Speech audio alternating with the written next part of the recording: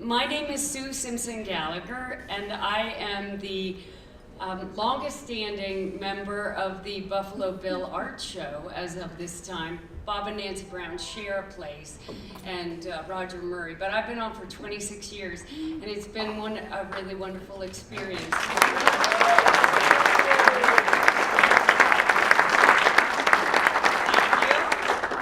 And part of the reason it's such a great experience is the people who have led the Buffalo Bill Art Show. And for the past many years, we've had Kathy Thompson, whose tireless efforts make the show possible. She's an arts advocate and an extraordinary director for the Buffalo Bill Art Show, a friend to artists and collectors, a purveyor of patience, I think, kindness, and a seller of art. And we are so lucky to have her.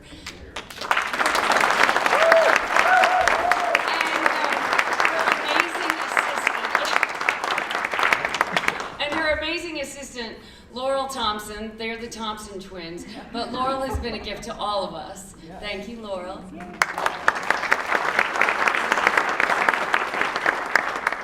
And thank you too to Fran and Lennox Baker, who are sponsored the lunch and lecture today. They are incomparably generous members of our community and true patrons of the arts.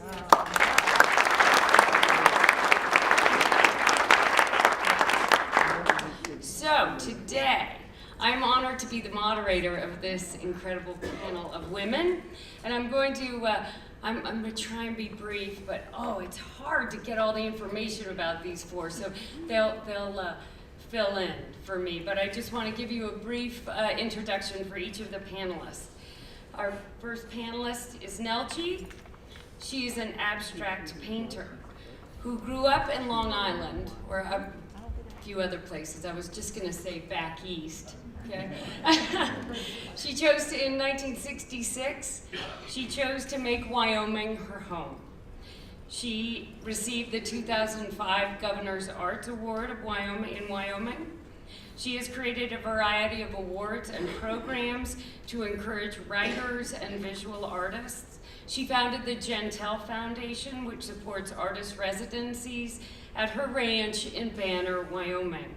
Her contribution to this state's cultural life is unbounded and inspirational. Neltje.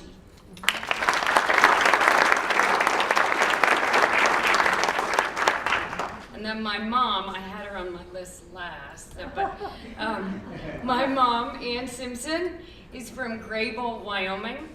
She graduated from Laramie High School. She met my dad at the University of, my dad is somewhere in the audience. His name is Al Simpson. And they met at the University of Wyoming. My dad enlisted in the Army, and they went to Germany, and it changed their lives. My mom became, they both actually became self-educated art historians. My mom spent her time off going to museums and cathedrals, learning everything she could about art. She gave us quizzes on art at the dining table from Time Life books. And my children and the grandchildren of our family receive money whenever we go to a museum and know the artist who painted the piece they're looking at. She became involved in the University of Wyoming Art Museum when Dad was in the Senate because of her encouragement of bringing art to communities that might otherwise not have access to original art. She came up with the idea of an artmobile traveling around the nearly 98,000 square miles of Wyoming, bringing art to classes, to schools and libraries, and that is now called the Ann Simpson Artmobile. She has the energy of 10, is a stellar salesperson, and is grace and beauty incarnate.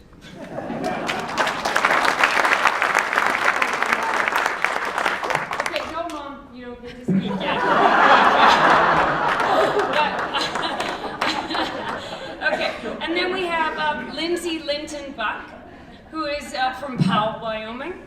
She is an artist, a photographer, and a fifth-generation Wyomingite.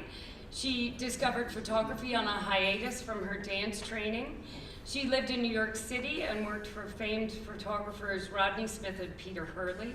She chose to return to Wyoming in 2014 and commenced a project in photography called Wyoming and Art, Women in Wyoming. It tells inspiring stories of contemporary Wyoming women through art and media to celebrate achievements, power, and learned wisdom.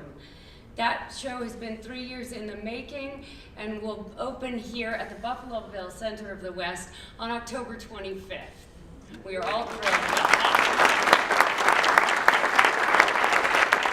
And she's expecting a 6th generation Wyomingite in December. Karen McWhorter is the Scarlet Curator of Western American Art at the Whitney Western Art Museum. She came to us from the Denver Art Museum. She's been an art history instructor, a guest lecturer, and a collections manager for a privately held art collection. She has written numerous articles on artists from all over the United States, living and deceased. She received her Bachelor of Arts from the University of Tennessee in Knoxville, where she specialized in studio art, and received her Master's in Arts and Art History with a concentration on museum studies from the University of Colorado. She is full of life and love of art and a true professional in the most personal way. So, these are 4 extraordinary women.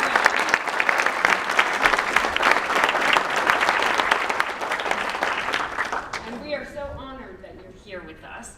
And I wrote down some questions before that I would like to ask them, the kind of things that I thought all of you would be interested in hearing from them. And this discussion was conceived of by Kathy Thompson in recognition of the 150th anniversary of Wyoming giving women the right to vote.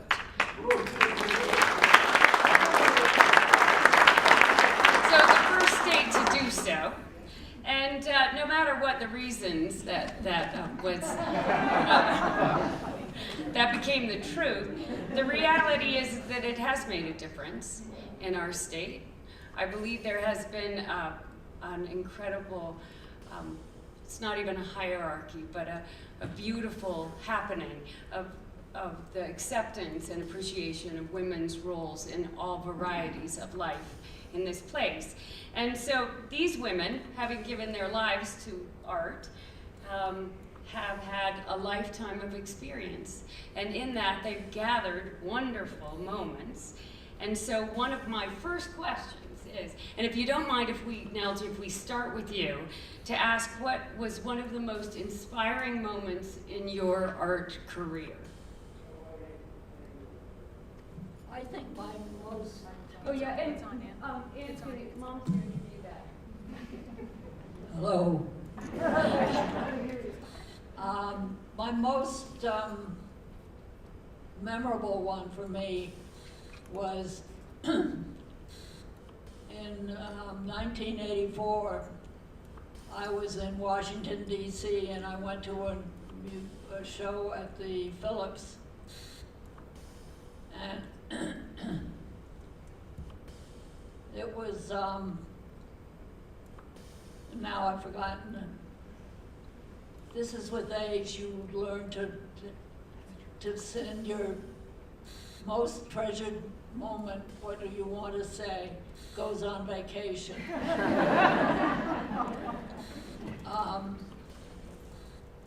And I'll get, that's why I have papers in front of me. Joan Mitchell. I went to a Joan Mitchell show, and I walked into a room that was ablaze with yellow strokes, small strokes, not big strokes, little strokes, one over the other, and then white space. And there was an electric energy in the painting. And I was, as the kids would say, I was blown away.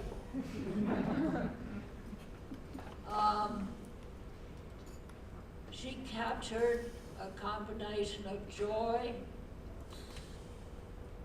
eclectic joy and electricity of anger. Think about it. It was quite a combination. It has stayed with me. I can see those paintings to this day. I started going to exhibitions of hers, and it became a way for me to study sumi, which is learning about marks, making marks with India ink on rice paper. And it has given me a way of life. It was wonderful. Thank you.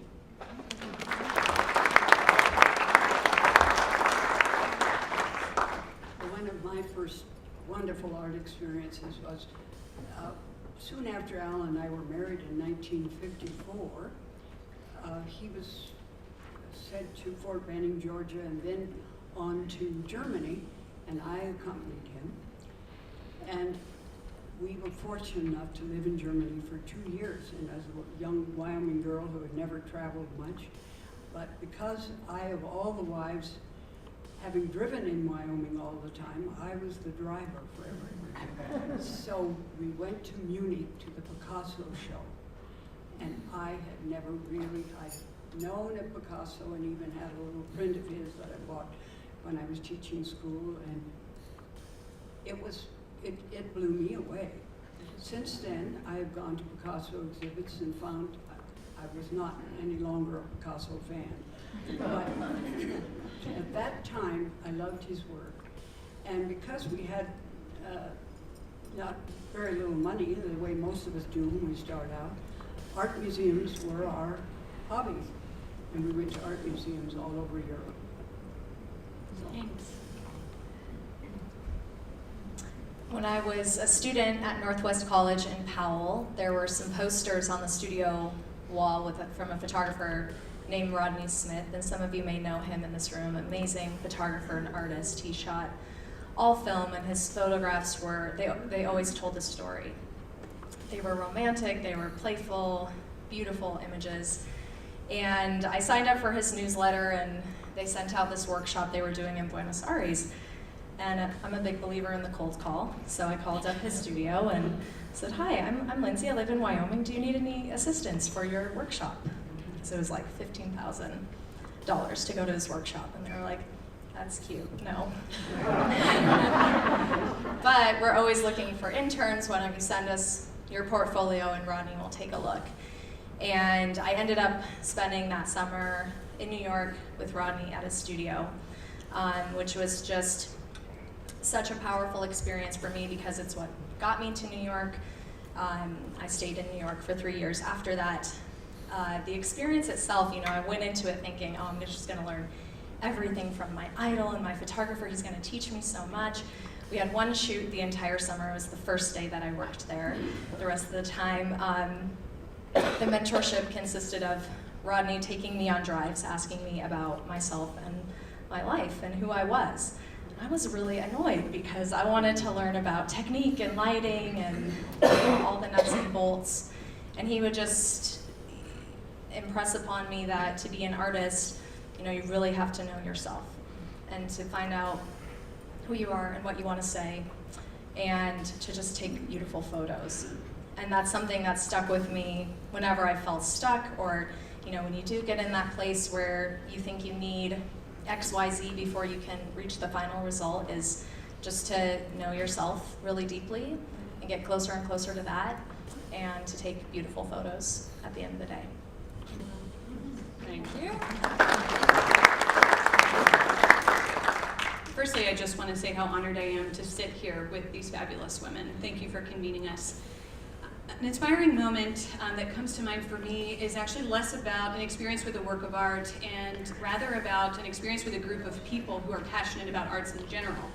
Last spring, I was invited to be a part of the Getty Leadership Institute's Next Gen Executive Education Program. During this time, I was one of 35 emerging museum leaders thrilled to be part of that cohort who spent 1 month diving into the reasons why we do what we do and how we can do better into the future. These 35 colleagues of mine, now great friends, hail from across the world, from Asia, Europe, and many from America. And I think about that experience on an almost daily basis and was reminded during that time and constantly now why I'm in the field that I am. It's really to connect people with the art of these incredible makers, to help share their stories and to bring art to the people, to enliven it for them. And this particular group just absolutely inspired me to reconnect with that focus.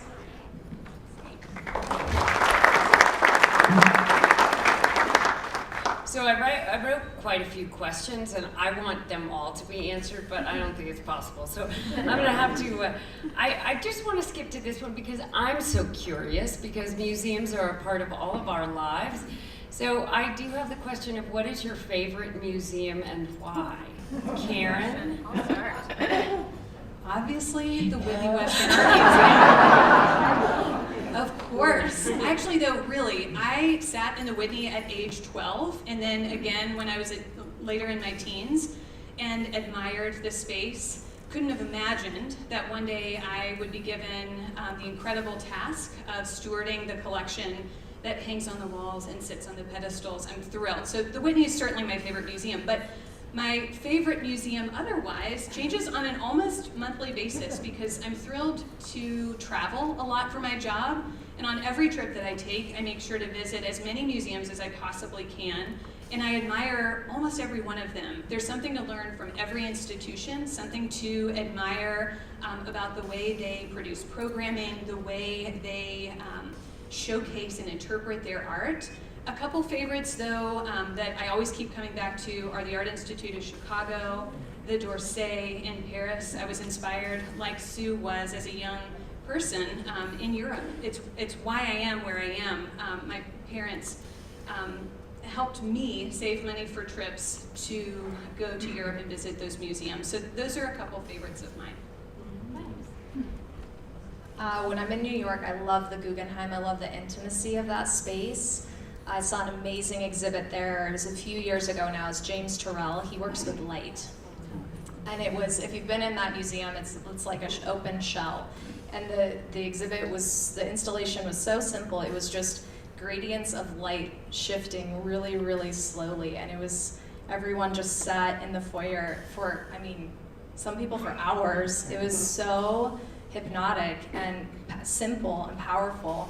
And as a photographer, you know, light is your main tool of communication. So I always love going to that venue, and then I've got to toot the center of the West Horn here as well. Growing up in Powell, you know, I just think this space is so impressionable, and when I envisioned my project, Women in Wyoming, before I even started production, this was my dream venue. And I reached out to Karen actually and was like, hey, I'm gonna be producing this series, how do I get a show here? So it's been an amazing, this incredible process for me to get to execute this vision with this incredible venue. Well, my favorite is the National Gallery in Washington, because I believe that they have the finest quality of art. They represent so many eras of art, but we have had the good fortune during our Senate life of traveling all over the world, and of course we were always taken to fine museums. But I do believe the National Gallery has the finest collection there is in the world.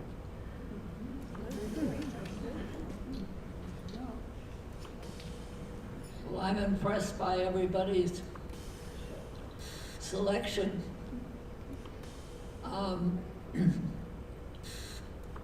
My favorite ones are the Whitney Museum in New York, which in about 2.5 days is going to be the new Whitney. And that's a new building and a new showcase. But the new Whitney, or the Whitney Museum, and the MoMA Museum in New York provide not only a history of contemporary work, but a constant motion of what is happening now. And that teaches us to be thoughtful, to be open to change. I found for myself as a painter, I have looked at certain paintings and over the years and thought them, I don't know why somebody bothered to paint that. In my non-judgmental way.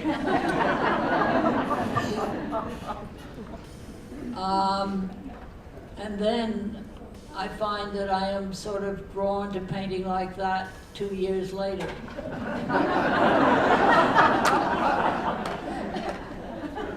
Then I don't sleep for a while.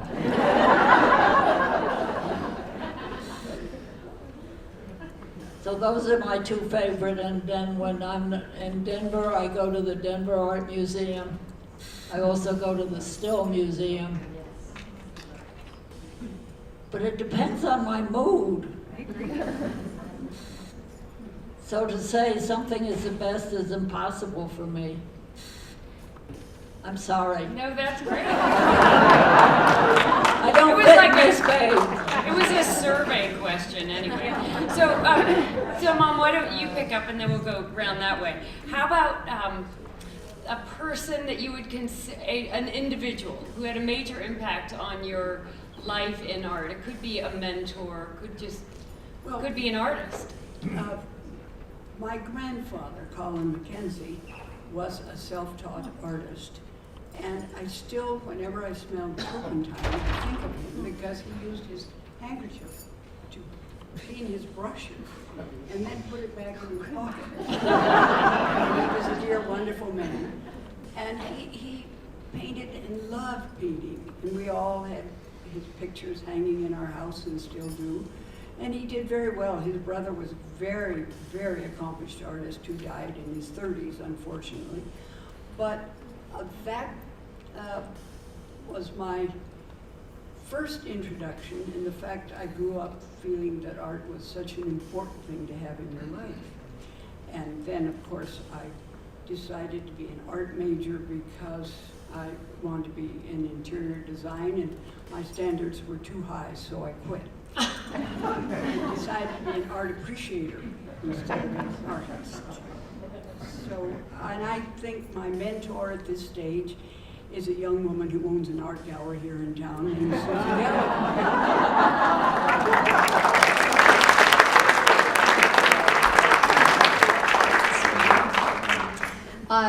New York was a pretty powerful experience for me. So Rodney got me out to New York, but really my main mentorship was working for a photographer named Peter Hurley. He's very much in the commercial realm. He teaches all around the world. He's known as really the modern authority on how to take a contemporary headshot, which I really had no interest in, but he was the only photographer that called me back and needed an assistant.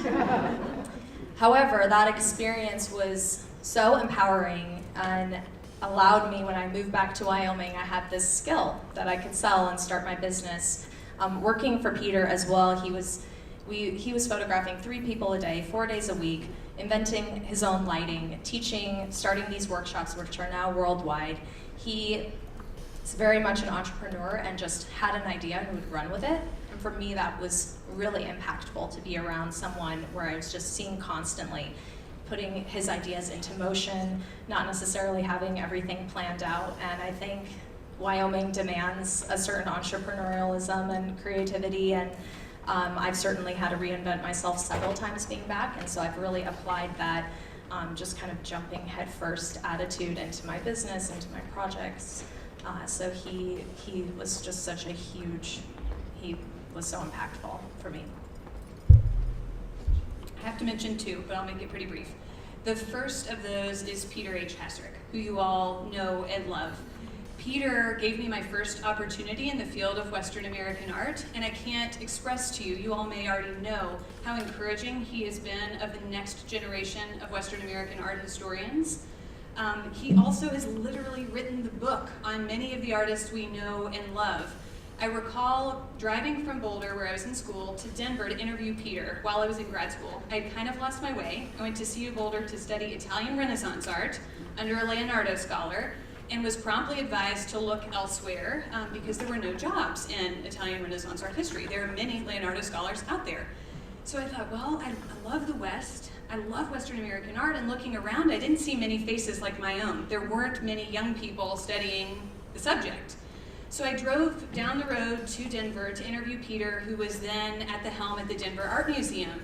And our interview lasted quite a while, longer than I would have expected. He was so gracious with his time. And during the course of the interview, he offered me a fellowship at the Denver Art Museum, which I accepted, and it truly set in motion what has become my life's passion in my career. So I am endlessly thankful to Peter, both for his support of me and of others. And I also have to mention Patricia Nelson, Patty Limerick, who is my favorite historian, has done much to challenge the way we look at Western American history, and is a committed advocate of public discourse and creates spaces for civil dialogue. And I honor that commitment. I also just so appreciate her legendary sense of humor and a wit that only someone with her level of intelligence can possess. So those two people have indelibly shaped my career. Neltje, you don't have to choose just one. I don't have to choose. No, you can give us a couple. Well, the first one was actually my sister, who, I had one sister who was a painter, and I had one sister who is a writer. She's still alive. She's 96. And it was the fact that they were different from my family, from my mother, from my father. They were my half-sisters, but they were different because they were artists, and they thought differently. And they were treated differently. But they were true to who they were, in the sense that my parents never were, in the sense of knowing who you are and promoting who you are through a creative process. And as I'm talking about it, I'm thinking and wondering whether that's true because my father was a publisher, book publisher, and that comes pretty close to being an author. So I may be lying.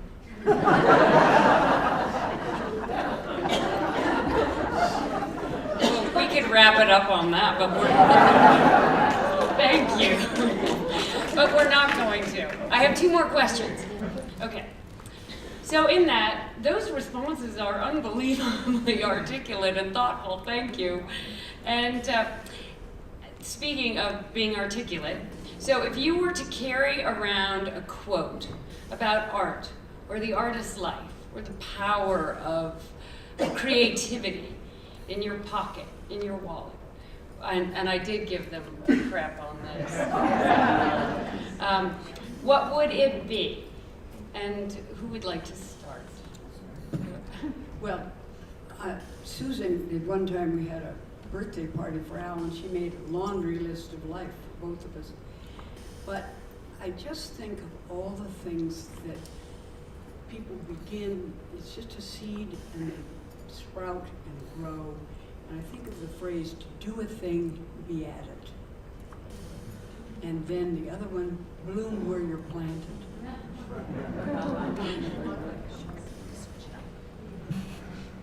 So I'll start with one, see if I have time for two. The first is actually from a Netflix show called Afterlife, so I'm bringing in maybe something that you all haven't heard. But it's a show with Ricky Gervais, it's fabulous. It's a dark comedy. But there's a quote in the show that goes something like, "A society grows great when its old men," and I would say old women, "plant trees, the shade of which they know they will never enjoy." it's not necessarily about art, it's just about how I would like to live my life and how I know these women are living their lives. It's about doing good for other people. It's about providing beauty. It's about provoking thought. It's about leaving this place better than how we found it. I also love a quote from Viola Davis. If you all know and love her from How to Get Away with Murder, she's a great actress. She's referenced in several interviews what she calls 3 famous words, and now what? Not to say that I don't enjoy the present moment and I don't reflect thoughtfully on the past, but I love being challenged. And now what? What am I going to do to improve myself personally, professionally? How can I better reach audiences in the Whitney? What can we do next? So I appreciate a challenge, and I love that Viola has asked us all to think, and now what? One of my mantras, especially moving back to Wyoming and deciding to build my career here, is tell the story only you can tell. It took me a while, even to, once I was back in Wyoming, to really accept that, okay, this is where I'm gonna be. I was still going to Denver every quarter, shooting there, reaching out to editors in New York and LA. And eventually, I was talking to this, he photographs a lot of movie posters in LA, like the X-Men posters and everything, and asking him, how do I do what you do? And he's like, just tell the story only you can tell. And that has been so powerful for me, especially with this project. I think as an artist, once you start putting an idea into motion, it demands every part of you. And so the motivation has to be so deep and so true to keep going and to persevere through the obstacles that you are going to face. So that's one that I tell myself a lot.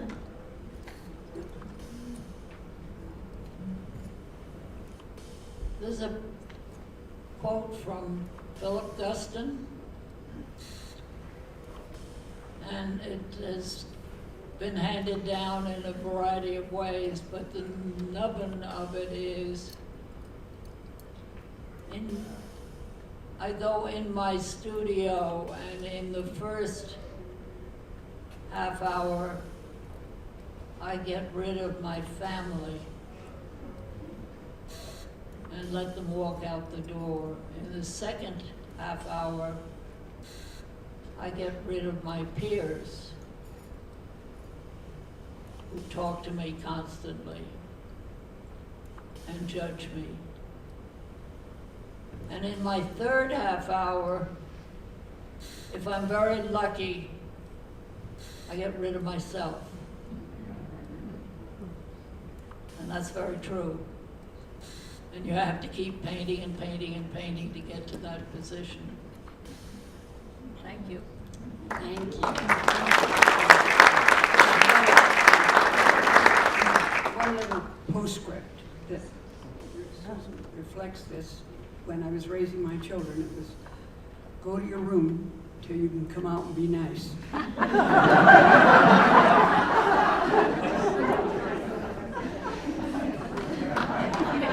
I don't remember spending a lot of time in my room,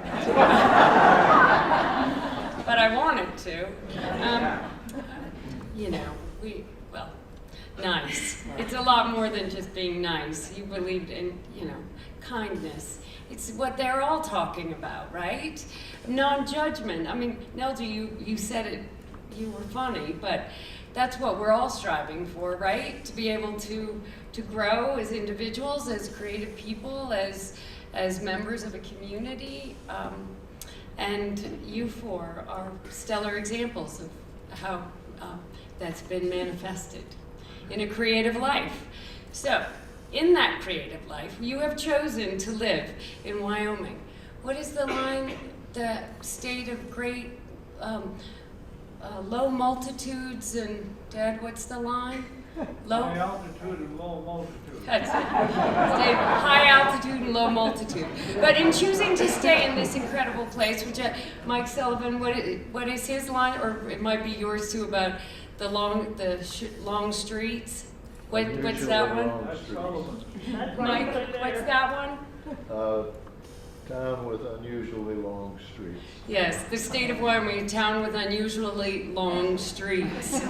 Mike Sullivan used to warn me when I lived in New York City, don't do anything you would regret, because you know when you turn around, someone from Wyoming will be walking across the street. So thank you so much. And in that, choosing to live in Wyoming, how has that affected your career in any way you choose to discuss? It's given me massive. Neltje, will you take the mic? Thank you. It's given me freedom to live. I came from New York City. I was born on Long Island, in New York City, and lived on Long Island. And I was a proper wife. I got over it.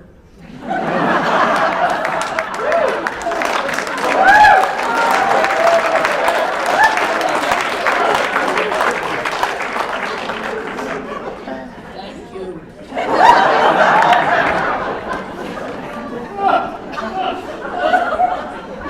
I think living in Wyoming and the fact that we have a small population, that we all have to work together. And I grew up in a family that wanted to make the place we lived a good place.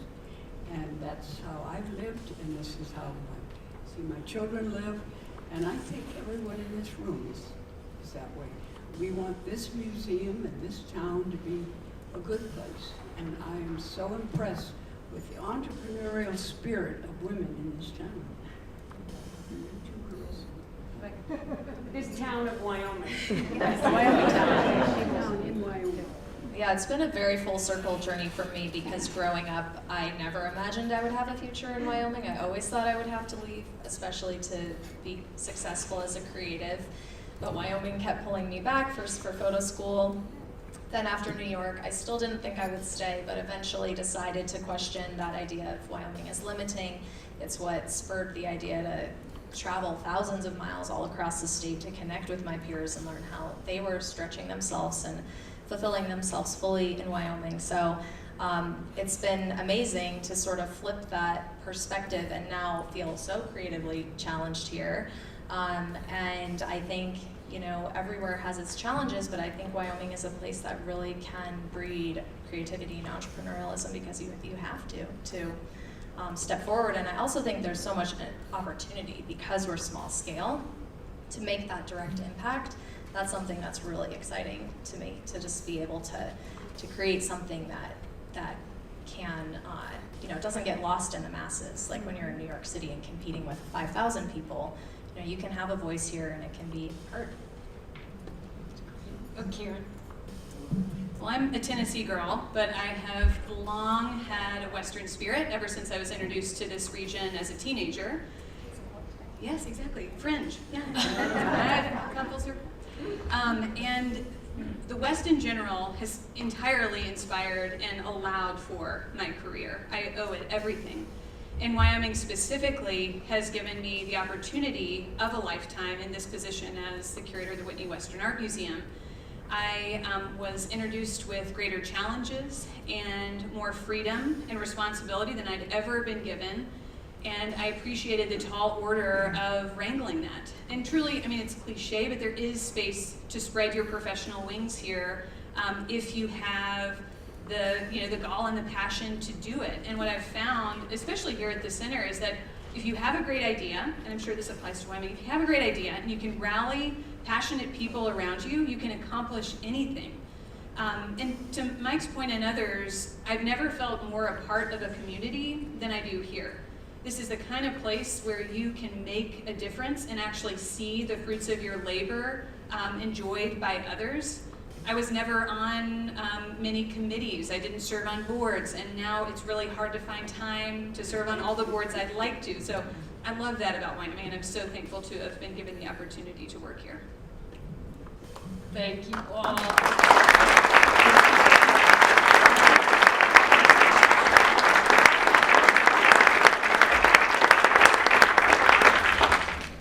I thought you might have some questions of these four extraordinary women. So I'd like to take some questions. Well, are you willing to take questions from the audience? Great. Okay.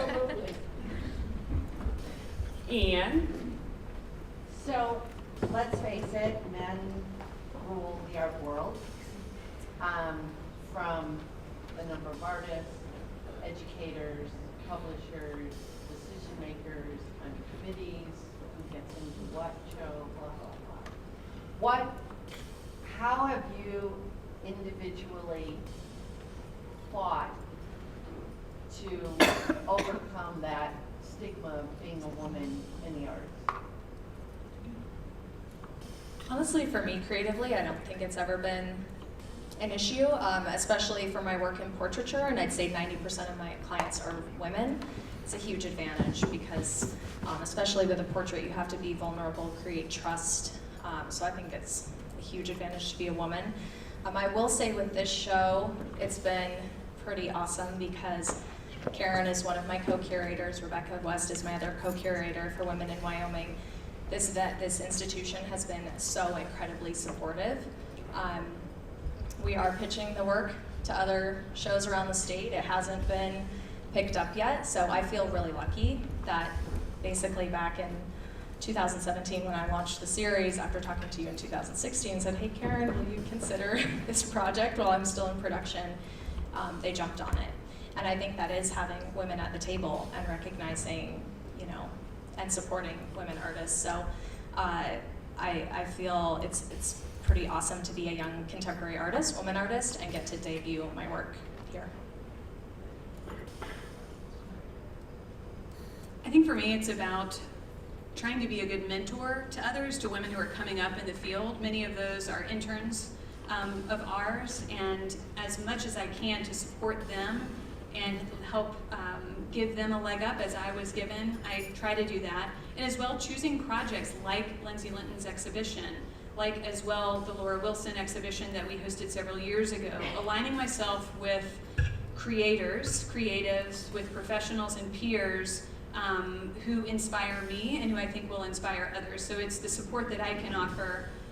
Also working to diversify the Whitney's collection and attack in, especially interpretation, oftentimes absence of women artists on the wall and on pedestals. What was your question again? I'll let you. Okay, the question was, the art world is obviously dominated by men, and how does that affect your careers with them, but your ability to make a difference? I guess I would say in Mom's case. Well, I don't know that that's particularly relevant in Wyoming, because I think Wyoming women are often the ones who are in charge of the galleries and pushing for things and serving on committees. The amount of volunteer work that the women in this room, especially, is awesome to me. So I think they have a very, very strong influence.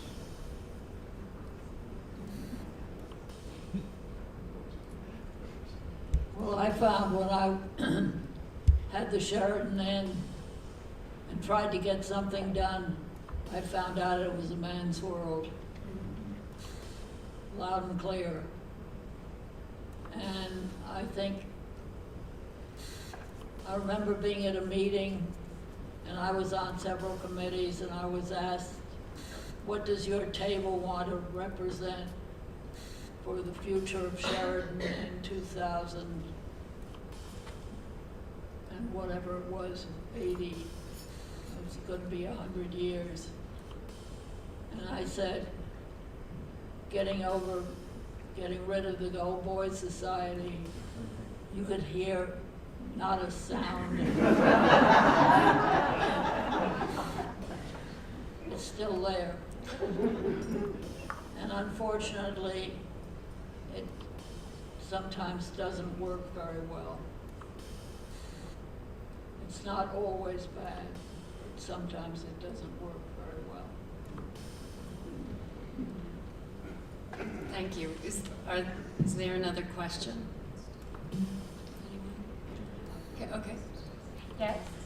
How do women get in the way of other women?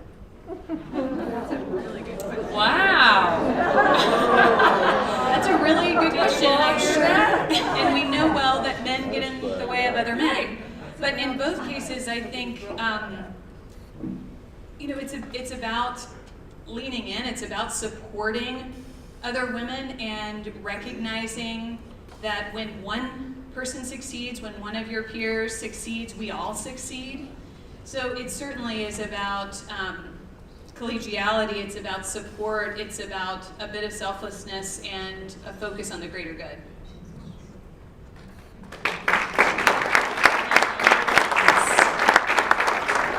I also think there can be this thought, oh, we're all women, we all think the same, we have the same values, we all want the same things. We're incredibly multifaceted and we're individuals. I know from my own experience, I remember when I started speaking about the project to women's groups, I remember the first couple times going in and feeling like, oh, well, I'm talking to my people, this is gonna be great. And I would look around the room and there'd be ladies glaring at me, and I was like, okay, if I can reach one person in this audience, then I've done my job. And I've just come to accept that, it's not my job to please everyone. Not everyone has to agree with or like what I'm doing. And, obviously if we can all support each other more, that's wonderful, but we also have different values and beliefs, and that's okay too. I spent 20 years on the board of the University of Wyoming Art Museum, and most of our members were women. And we did have about 4 men on our board who worked very well with us. And I do not remember a feeling of competitiveness. We had a very warm working relationship, which I helped create. And we thought we were the best board at the university. And of course we were. That's right. And I just do not remember a feeling of competitiveness. Of course, I was president at that time. So, but because we tried to keep it a family situation, I think perhaps that's a little different than the way men might operate, although theirs is club-like too. But I think the most effective organizations are the ones where people become friends and they work together, and that's what's happening with our government right now. They're not friends.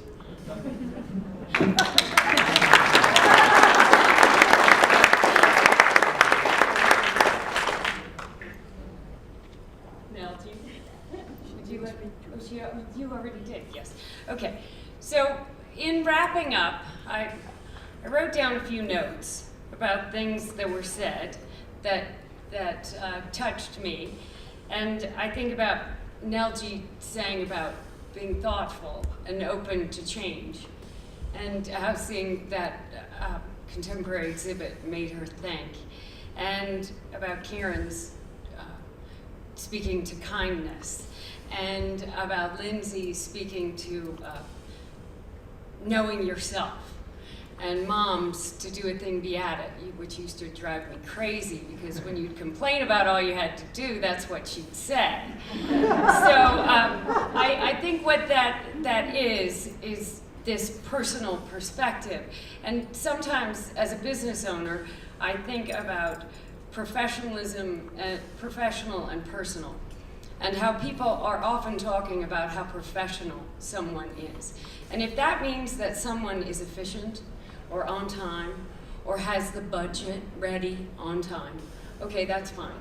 But if you want to talk about professions and what these people have done as professionals, it's all personal.